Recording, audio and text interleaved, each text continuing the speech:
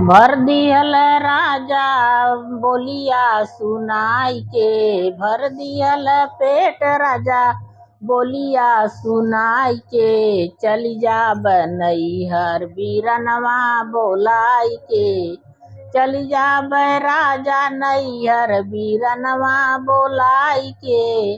भर दियल पेट राजा बोलिया सुनाई के, भर दियल पेट राजा बोलिया सुनाई के। चल जा नैहर बीरनवा बोलाई के, चली जा नैहर राजा बीरनवा बोलाई के।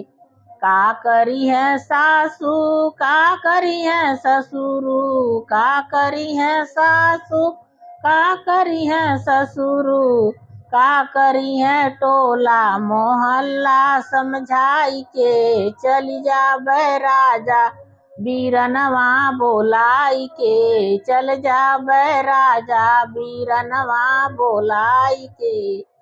का भर दियल राजा पेट बोलिया सुनाई के, भर दियल राजा पेट बोलिया सुनाई के। चल जा राजा बीरनवा बोलाई के, चल जा राजा बीरनवा बोलाई के।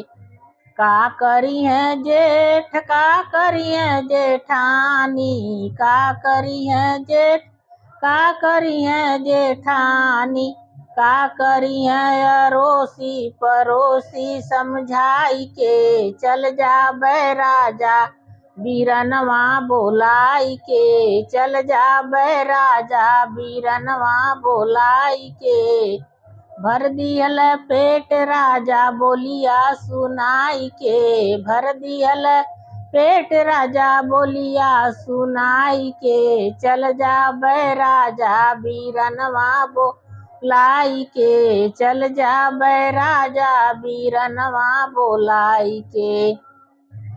का करी है देवर का करी है ननद, का करी है नंदोई, का करी है देव का करी है ननद, का करी है नंदोई, का करी है लहुरा देवरवा समझाई के। चल जा राजा बीरनवा बोलाई के, चल जा राजा बीरनवा बोलाई के।